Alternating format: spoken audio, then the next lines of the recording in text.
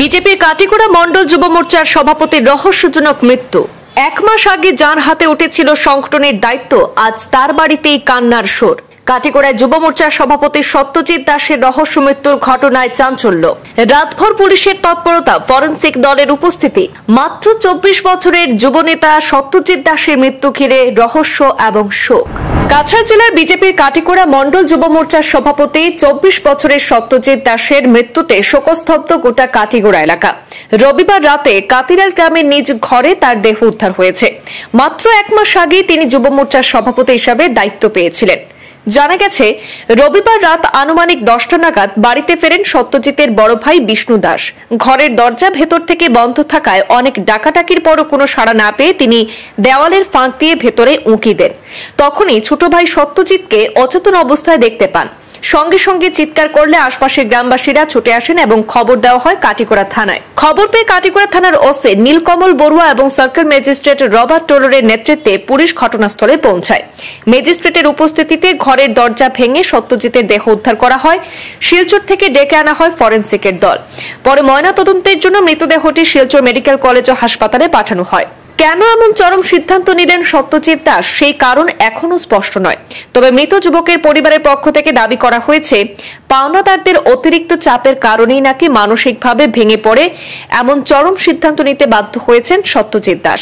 তবে এই বিষয়ে পুলিশ সমস্ত দিক খতিয়ে দেখে তদন্ত চালাচ্ছে।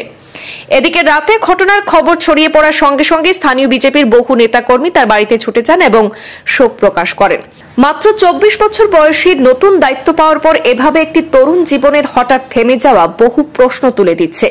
গোটা এলাকায় নেমে এসেছে গভীর শোকের আবহ। আজকে সকালে একটা মানুষ যখন ডাকছে আমাদের যে আমরা এখানে লাগা দোকান আর দোকান যে তা হে বলে বাক্কা টাকা বলে দিন আসলো, তার মানে তার কাছে পাইতো ট্রেক্টর গেছে। আমার ফোন করে বলে বলে আমি ঠিক আছে, তার লগে আমি মাতিমু, মাতার পরে তোমরা ইয়ে করিও, তারে প্রেশার দিও না। আর এবারে কইছি উঠিয়া আমি হলে কইছি তারে সুসাইড করিব। আমি বললাম তারে কইও না, আমারে কইও, আমি দেখা যাইব আমার বাইরে বুঝে কিছু করতে পারিনি, আর পয়সা তো দিতে লাগবো, ঋণ কনসেশন পয়সা দিতে লাগবো। আমরা অত্যন্ত মর্মাহত। কিছু সময় আগে আমরা সবই, আজকে এখানে অনুষ্ঠান চলছে, বিবাহ অনুষ্ঠান সবই ছিলাম, কিন্তু হঠাৎ একটা খুব স্যাড মেসেজ এলো যে আমাদের এক ছোটো ভাই, আমাদের মণ্ডল বিজেপির যুব মোর্চার সভাপতি, হঠাৎ আকস্মিক একটা দুর্ঘটনা, আত্মহত্যা। তো আমরা সবাই এই ব্যাপারে মর্মাহত। অত্যন্ত ভালো ছেলে ছিল সত্যজিৎ, মন ভালো ছিল, ও সব সময় সমাজ নিয়ে চিন্তাধারা করত, মানুষের মঙ্গল কামনা করত, কিভাবে ভালো হবে, কিভাবে নিজে উপকৃত হবে এবং সমাজকে উপকৃত করবে, এই চিন্তাধারা নিয়ে চলতো। মানে আজকে আমরা একটা বিরাট শূন্যতা ফিল করছি, বিশেষ করে যুব সমাজের মধ্যে একটা বিরাট একটা শূন্যতা ফিল হচ্ছে, এবং এই শূন্যতাটা পূরণ করা বড় কষ্টদায়ক। এ ধরনের আত্মহত্যা মানে আমরা মেনে নিতে পারছি না। আমরা গভীর শোক প্রকাশ করছি এবং সেই শোক সন্তপ্ত পরিবারের প্রতি সমবেদনা জ্ঞাপন করছি। এখন বিষয়টা প্রশাসনিক ব্যাপার, প্রশাসন দেখবে কি করার, সেটা প্রশাসন ব্যবস্থা নেবে। অত্যন্ত দুঃখের সহিত বলার ভাষা নেই আমাদের কাছে। আমাদের সবার প্রিয়, আমাদের ছোট ভাই, তরুণ তর্কী নেতা, ভারতীয় জনতা যুব মোর্চার সভাপতি শ্রী সত্যজিৎ দাস।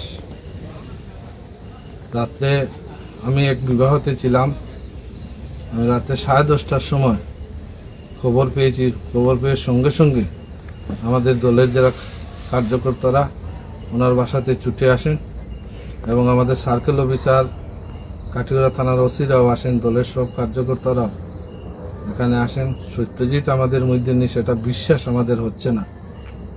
আমাদের বলার কোনো ভাষা নেই। আমরা সবাই ভারতীয় জনতা পার্টির কার্যকর্তা আমরা মর্মাহত যে সত্যজিৎ এইভাবে চলে যাবে, সেটা আমাদের অকল্পনীয়। আমাদের ছিল গতকালকেও সত্যজিতের সাথে আমার 2বার দেখা হয়েছে। গতকালকে আমাদের ভারতীয় জনতা পার্টি কাঠিগড়া মণ্ডলের প্রতিটা বুথে প্রবাস ছিল, সেই প্রবাস কার্যক্রমে সত্যজিৎ দাস অংশগ্রহণ করেছে। সকালবেলাও আমরা দেখেছি প্রধানমন্ত্রীজির মন কি বাত অনুষ্ঠানে সত্যজিৎ ছিল, সেটা বলার আমার কোনো ভাষা নেই। আমরা সবাই দুঃখিত। ওনার সত্যজিতের আত্মার আমরা চিরশান্তি কামনা করি।